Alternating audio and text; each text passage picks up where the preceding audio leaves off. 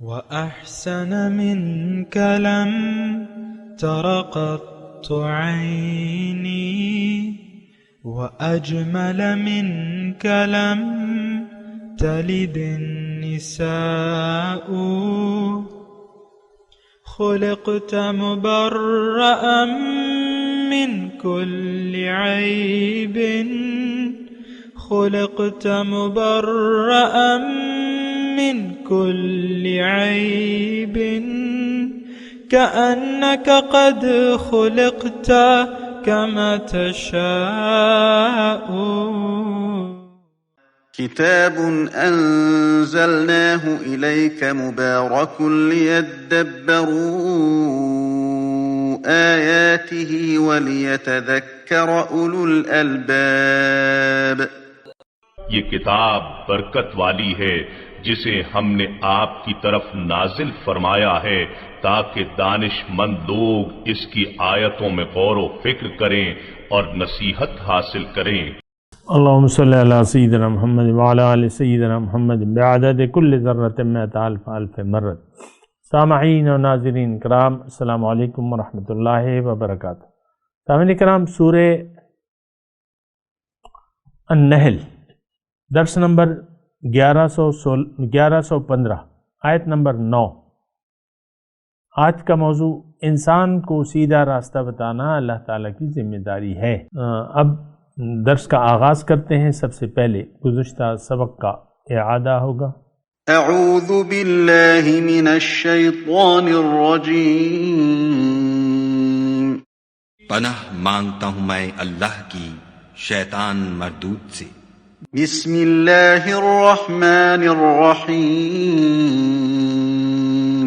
شروع اللہ کے نام سے جو بڑا مہربان نہایت رحم والا ہے. خلق الانسان من نطفة فإذا هو خصيم مبين. اسی نے انسان کو نطفے سے بنایا مگر وہ اس خالق کے بارے میں اعلانیہ جھگڑنے لگا. والانعام خلقها لكم فيها دفء ومنافع ومنها تأكلون. اور چار پایوں کو بھی اسی نے پیدا کیا، ان میں تمہارے لیے جڑاول اور بہت سے فائدے ہیں، اور ان میں سے بعض کو تم کھاتے بھی ہو. وَلَكُمْ فِيهَا جَمَالٌ حِينَ تُرِيحُونَ وَحِينَ تَسْرَحُونَ. اور جب شام کو انہیں جنگل سے لاتے ہو اور جب صبح کو جنگل چرانے لے جاتے ہو تو ان سے تمہاری عزت و شان ہے. وَتَحْمِلُ أَثْقَالَكُمْ إِلَى بَلَدٍ لَمْ تَكُونُوا بَالِغِيهِ إِلَّا بِشِقِّ الْأَنفُسِ ان ربکم لرؤوف رحیم. اور دور دراز شہروں میں جہاں تم زحمت شاقہ کے بغیر پہنچ نہیں سکتے وہ تمہارے بوجھ اٹھا کر لے جاتے ہیں. کچھ شک نہیں کہ تمہارا پروردگار نہایت شفقت والا اور مہربان ہے. والخیل والبغال والحمیر لترکبوها وزینہ ویخلق ما لا تعلمون. اور اسی نے گھوڑے اور خچر اور گدھے پیدا کیے تاکہ تم ان پر سوار ہو، اور وہ تمہارے لیے رونق و زینت بھی ہیں، اور وہ اور چیزیں بھی پیدا کرتا ہے جن کی تم کو خبر نہیں. سامعین کرام، سورہ النحل آیت نمبر 9. وعلی اللہ قصد السبیل ومنہا جائر. اللہ کے ذمہ ہے انسان کو سیدھا راستہ بتانا، اور بعض راستے جو ہیں وہ ٹیڑھے ہیں، اور راستے ٹیڑھے ہیں. وَلَوْ شَاءَ لَهَدَاكُمْ أَجْمَعِينَ. اور اگر اللہ چاہتا تو تم سب کو سیدھی راہ بھی دکھا دیتا، تم سب کو ہدایت دے دیتا. بہت اہم آیت ہے سامعین کرام. اصل میں ہم آج کا جو معاشرہ ہے اس بات کو کہنے میں مجھے کوئی بات نہیں ہے کہ ہم دین کی حقیقت کو سمجھے نہیں ہے کہ دین ہے کیا چیز، کیوں ہے، کس لیے ہے، ضرورت کیا ہے دین کی. یہ سارے وہ سوالات ہیں جس کے جوابات ہم تلاش کرنے کی کوشش نہیں کرتے، تو لہٰذا جب کوشش نہیں کرتے تو ملتے بھی نہیں ہیں ایسے سوالات کے جواب، اور آپ کو لوگ قصے کہانیاں سناتے رہتے ہیں. تو دیکھیں، حقیقت کو جان کے جینا اور حقیقت کو بھلا کے جینا، یہ دو مختلف چیزیں ہیں۔ اس وقت آج کا انسان جو ہے وہ اپنی حقیقت سے بے خبر ہے، اپنی منزل سے بے خبر ہے، منزل کے راستے سے بے خبر ہے۔ تو جب ان تمام چیزوں سے وہ بے خبر ہے تو اسی بے خبری میں وہ زندگی گزارتا رہتا ہے، اور اس کو یعنی پھر موت کی اجل جو ہے آ جاتی ہے اور اس کا قصہ تمام ہو جاتا ہے۔ پھر اس کا نتیجہ کیا ہوتا ہے؟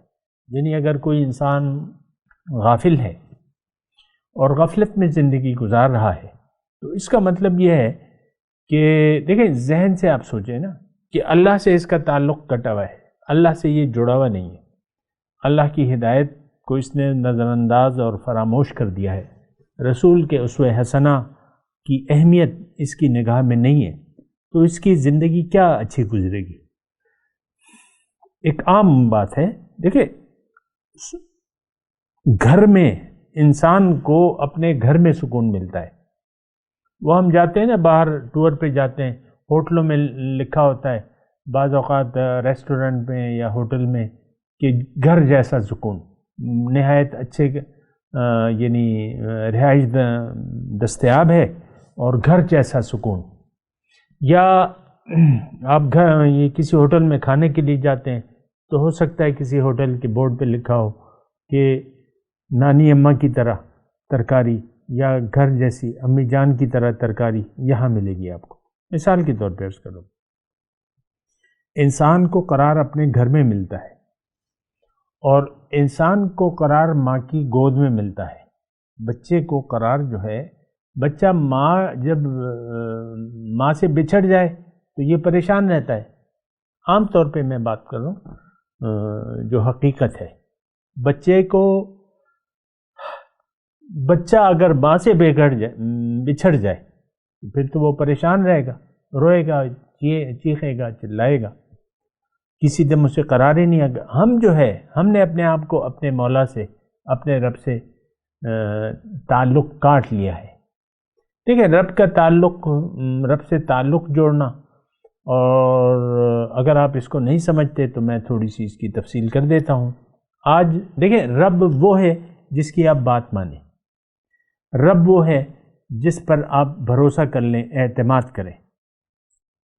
وَعَلَى اللَّهِ فَتَوَكَّلُوا إِن كُنتُم مُؤْمِنِينَ، اگر تم مومن ہو تو فقط اللہ پہ بھروسہ کرو۔ تو اس وقت تو جناب ہماری یہ کیفیت نہیں ہے، ہماری کیفیت تو اس وقت یہ نہیں ہے، بتوں سے تجھ کو امیدیں، خدا سے نا امیدی، مجھے بتا تو صحیح اور کافری کیا ہے۔ ہمارا اعتماد، یقین ظاہر پہ ہے۔ آج کا انسان ظاہر کے لیے جیتا ہے اور ظاہر کی ہی اس کی نظر میں اہمیت ہے۔ باطن کی، آخرت کی، اللہ سے تعلق کی، رسول سے تعلق جوڑنے کی ہماری نظر میں کوئی اہمیت نہیں ہے۔ اور میں بڑے افسوس سے یہ بات کہہ رہا ہوں کہ ہم یعنی جو چیزیں ہماری اصل ہیں، اللہ ہماری اصل ہے، ہمارا رب ہے، ہماری روح اس کی پھونکی ہوئی ہے، جو بھی ہے، جو بھی کیفیت ہے اللہ تعالیٰ بہتر جانتا ہے، لیکن بات تو یہی ہے وَنَفَخْتُ فِيهِ مِن رُوحِي، فرشتوں کو اللہ تعالیٰ نے حکم سجدہ دیا اور کہا کہ جب میں اس کے ظاہر قالب کو برابر کر دوں اور اس میں اپنی روح پھونکوں تو تب تم نے اس کو سجدہ کرنا ہے۔ تو ہم تو اللہ کے ہیں، اللہ ہمارا ہے، لیکن افسوس سے میں یہ کہتا ہوں کہ اس وقت ہمارا تعلق جو ہے وہ کٹا ہوا ہے اپنے مولا سے، اپنے رب سے، اپنے خالق سے، اپنے بادشاہ سے۔ رب الناس، الہ الناس، ملک الناس، یہ سورہ ناس میں آپ پڑھتے ہیں نا، رب الناس، ملک الناس، الہ الناس۔ یہ حقیقت تو یہی ہے کہ وہ ہمارا رب بھی ہے، ہمارا معبود بھی ہے، ہمارا مقصود بھی ہے، اور بادشاہ بھی ہے ہمارا۔ بادشاہ کے حکم کے سامنے سر جھکانا چاہیے، لیکن ہمارا سر تو جھکا ہوا نہیں ہے، ہمارا سر تو اٹھا ہوا ہے۔ اور دوسری یعنی جو بہت بری بات ہے وہ یہ ہے کہ ہم سر جھکانا بھی نہیں چاہتے۔ آج کا معاشرہ، آج کے مسلمان اللہ کے حضور سر جھکانا نہیں چاہتے، اللہ کی طرف اپنا رخ پھیرنا نہیں چاہتے، اللہ کو اپنی منزل ہم بنانا نہیں چاہتے. تو بہرحال پریشان کن حالات ہیں سامنے کرام. بہرحال آج کے مضمون کی طرف میں آتا ہوں، اور ترجمہ اس کا یہ ہے وَعَلَى اللَّهِ قَصْدُ السَّبِيلِ وَمِنْهَا جَائِرٌ. اس کے دو معنی تفاسیر میں لکھے ہیں اور دو معنی دونوں ہی ٹھیک ہیں. پہلا معنی جو ہے وَعَلَى اللَّهِ، اللہ کے ذمے ہے انسان کو سیدھا راستہ بتانا. قصد السبیل درمیانہ راستہ میں نے آپ کو بتایا تھا، اور بعض ان میں ٹیڑھے ہیں اور راستے ٹیڑھے ہیں. دیکھیں سیدھا خط جو ہے، ایک بات نوٹ کر لیں، ایک نقطے سے دوسرے نقطے تک صرف ایک خط مستقیم کھینچا جا سکتا ہے. راستہ ایک ہے اللہ کا، زیادہ نہیں ہے. اور وہ راستہ کیا ہے وہ اس کی ہم بات کرتے ہیں، لیکن میں آپ کو یہ بتا رہا تھا کہ وَعَلَى اللَّهِ قَصْدُ السَّبِيلِ کے دو معنی ہیں. دوسرا معنی ایک تو میں نے کر دیا، دوسرا معنی یہ ہے کہ سیدھا راستہ جو ہے وہ اللہ تک جا پہنچتا ہے. وَعَلَى اللَّهِ قصد السبیل، سیدھا راستہ اللہ تک جا پہنچتا ہے. بات تو صحیح ہے، دونوں صحیح ہیں، اللہ کے ذمے بھی ہے. اور اگر آپ سیدھے راستے پر چلیں تو کہاں پہنچیں گے؟ اللہ تک پہنچیں گے. اچھا، اب یہ سیدھا راستہ جو ہے، یعنی اس میں دیکھیں بڑی حکمتیں ہیں نا اس مضمون میں. اور اس میں دیکھیں انسان کی منزل، انسان کو اس کی منزل بتائی جا رہی ہے کہ انسان تم نے سیدھے راستے پر چلنا ہے. کیوں؟ کہ تمہاری منزل تو اللہ ہے، اور اگر تم اللہ کے راستے پر چلو گے تو تم سیدھے اللہ تعالیٰ تک پہنچ جاؤ گے. اور یہ مضمون بھی ہے اس آیت مبارکہ میں کہ سیدھا راستہ بتانا اللہ تعالیٰ فرما رہے ہیں کہ میری ذمہ داری. جیسے کہ گزشتہ سبق میں نے آپ کو کہا تھا کہ ان علینا للہدی، انسان کو اپنا راستہ بتانا اللہ تعالیٰ نے ذمہ داری لی ہے اس کی. ان علینا للہدی، انسان کو سیدھا راستہ بتانا میری ذمہ داری ہے. بہرحال دیکھیں باتیں بہت ہیں، لیکن میں اگر یہاں بیٹھا ہوں تو آپ سے ایک خاص مقصد کے لیے بیٹھا ہوں کہ آپ اپنی منزل کو پہچان لیں، اپنے راستے کو پہچان لیں، اور اس راستے پر چل پڑیں. یہ اگرچہ میری خواہش تو ہے، لیکن میں اس کا پابند نہیں ہوں کہ آپ کو سیدھے راستے پر چلاؤں. سیدھے راستے پر چلنا آپ نے خود ہے. تو وَعَلَى اللَّهِ قَصْدُ السَّبِيلِ، اللہ کی ذمہ داری ہے انسان کو سیدھا راستہ بتانا، اپنا راستہ بتانا. اور سیدھا راستہ، اگر کوئی انسان سیدھے راستے پر چلتا ہے اللہ کے بتائے ہوئے، تو اس کی منزل اللہ ہے اور وہ اللہ تک پہنچ جائے گا. وَمِنْهَا جَائِرٌ، اور بعض اس میں ٹیڑھے بھی ہیں. اب راستے تو بہت ہیں سامنے کا، ایک راستہ سیدھا ہے اور وہ سیدھا اللہ تک جا پہنچتا ہے. یہ بات نوٹ کر لیں. لیکن تھوڑی سی میں اس میں اللہ تعالیٰ کی توفیق سے بات کروں گا کہ سیدھا راستہ ہے کیا. دیکھیں یہ رب کی رضا کا راستہ ہے، یہ رب کی رضا کا راستہ ہے. یعنی رب کیا چاہتا ہے، زندگی آپ نے کیسے گزارنی ہے. تو یہ اب یہ سیدھا راستے کی تفصیل کون بتائے گا؟ ظاہر ہے کہ قرآن ہے، ہدایت قرآن میں ہے. پھر ہدایت کا طریقہ رسول پاک صلی اللہ علیہ وسلم، قرآن کی تفصیل اور اس پہ عمل کا طریقہ ہمیں رسول کی ذات بتاتی ہے. تو قرآن کو آپ خود نہیں سمجھ سکتے، آپ رسول اس کے بیان کریں گے، اس کی وضاحت کریں گے تو وہی وضاحت معتبر ہوگی. اپنی مرضی سے بعض لوگ ایسے ہیں مسلمانوں میں، بعض گروہ ایسے ہیں کہ وہ کہتے ہیں کہ نہیں بس جو قرآن میں لکھا ہے وہ کافی ہے. بھائی کافی تو ہے، لیکن اس پہ سمجھو گے کیسے؟ تمہیں سمجھائے گا کون؟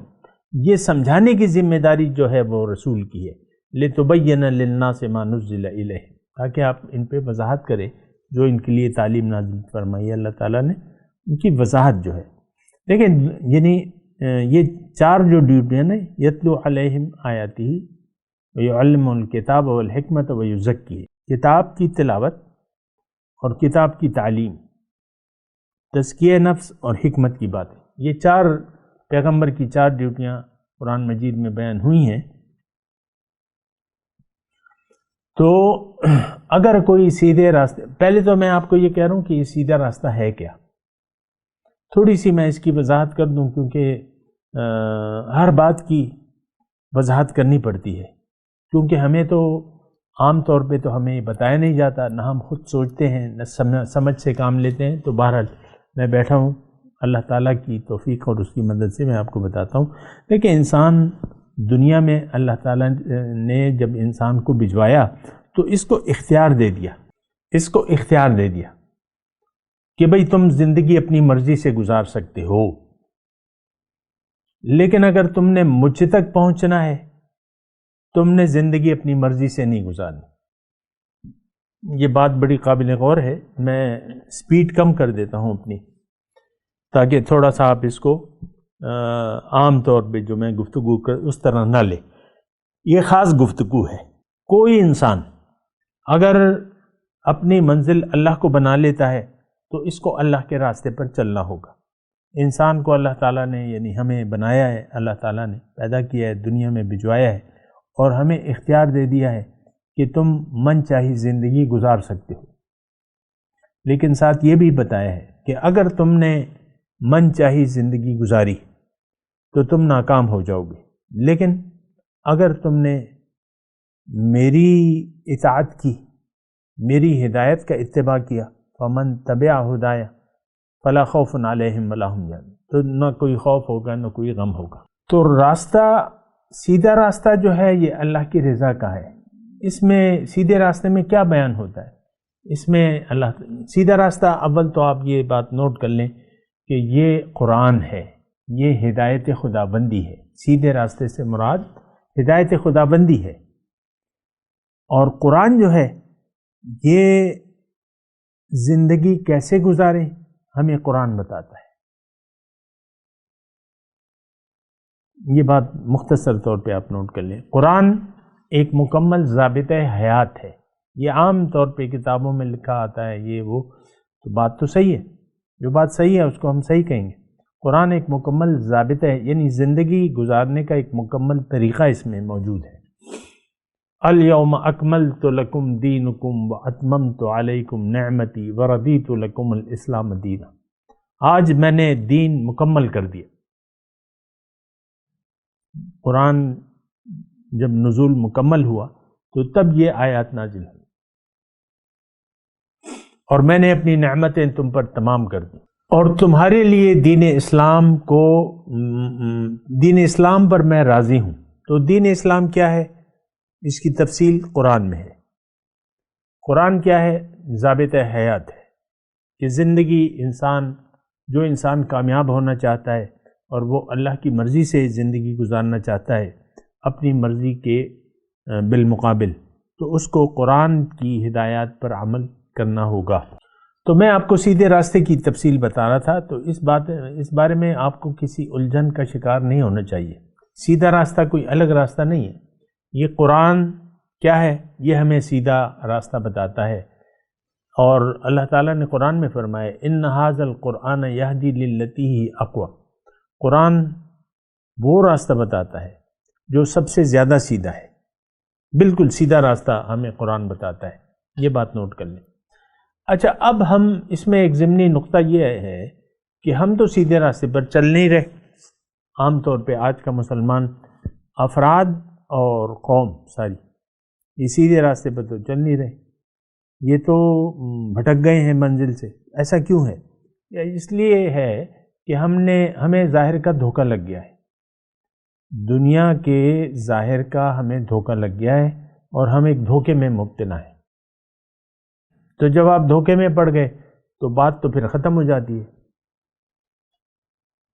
انسان دیکھیں، دنیا میں بھی آپ دیکھ لیں، کسی بارے میں بھی آپ دھوکے کا شکار ہو جائیں اور تحقیق سے کام نہ لیں، تو تحقیق کریں گے تو دھوکہ لگنے کے چانس کم ہیں۔ ایک مثال کے طور پہ ایک دکاندار ہے اور اس کو کوئی ایک فیک نوٹ دیتا ہے 5,000 روپے کا، اور وہ آنکھیں بند کر کے لے لیتا ہے، تو اور سودا دے دیتا ہے، یعنی مثال کے طور پہ 50، یعنی چلیں چھوڑ دیں، 3 لاکھ روپے کا سودا، کسی نے 3 لاکھ روپے کا سودا کیا اور 6 نوٹ دے دیے اس کو 5,000 کے، 6 نوٹ دے دیے،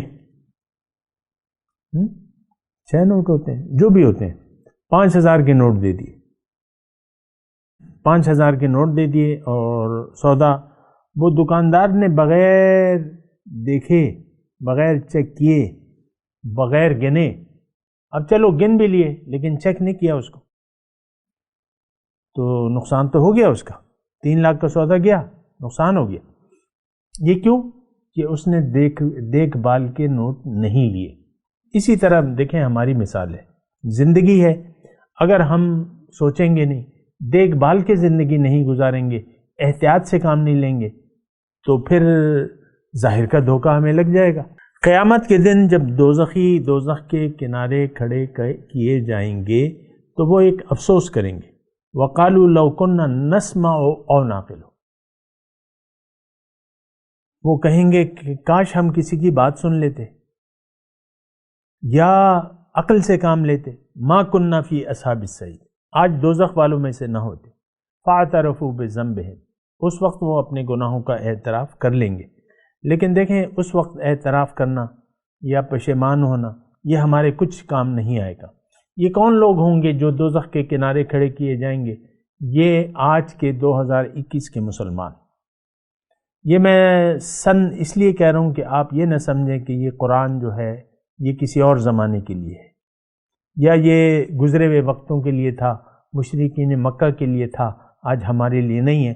نہیں، ان کے لیے تو تھا ہی تھا، لیکن آج جس طرح ان کے لیے نصیحت تھی اسی طرح ہم پر، یا دیکھیں ہم پر فٹ ہوتا ہے، اما لکا و اما علیکا، یا تو یہ ہمارے حق میں دلیل ہوگا یا ہمارے خلاف جو ہے گواہی دے گا، شہادت دے گا، اور رسول بھی ہمارے بارے میں 2021 کے مسلمان کے بارے میں رسول گواہی دیں گے۔ وقال الرسول یا رب ان قوم اتخذوا هذا القرآن مہجورا، اے میرے اللہ، اے میرے رب، یہ میری کیسی قوم ہے، یہ میری کیسی امت ہے، انہوں نے تو قرآن کو چھوڑ دیا تھا۔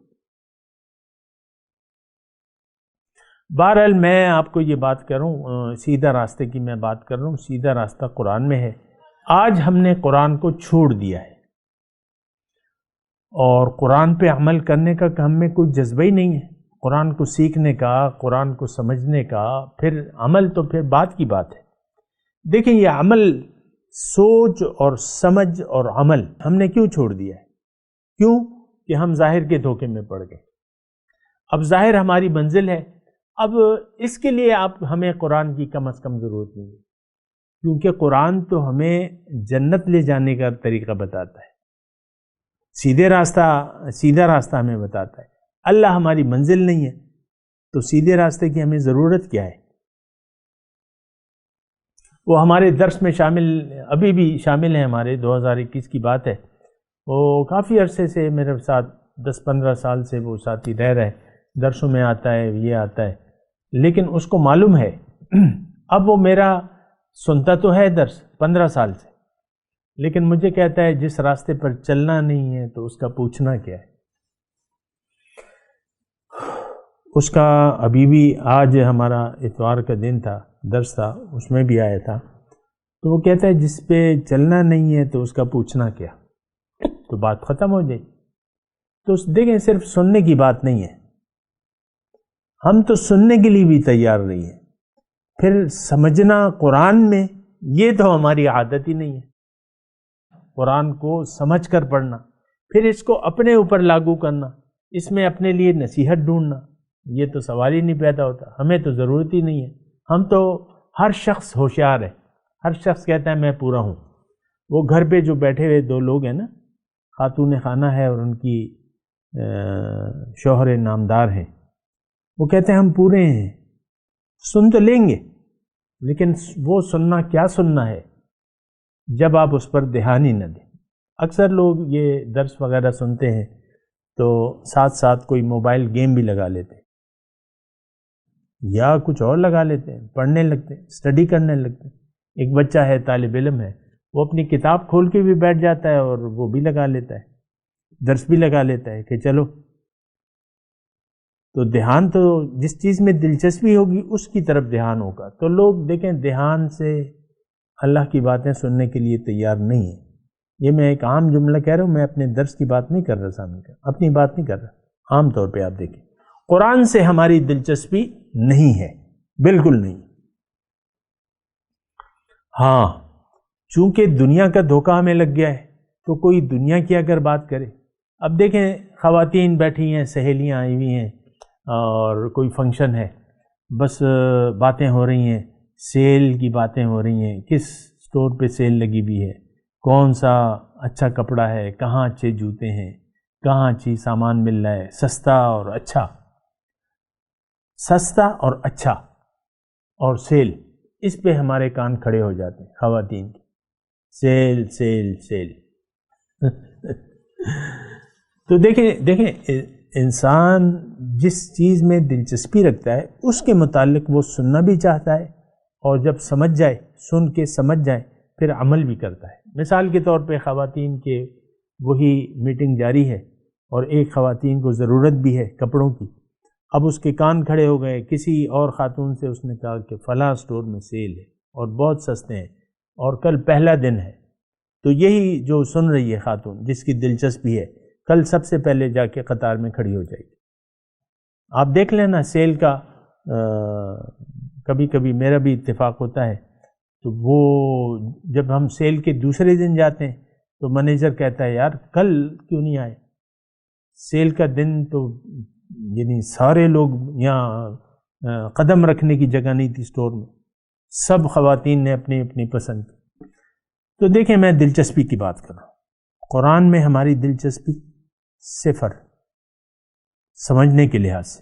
ہاں پڑھ لیں گے، تلاوت کر لیں گے، پڑھ کے دم اپنے اوپر پھونک لیں گے، بات ختم ہوگی.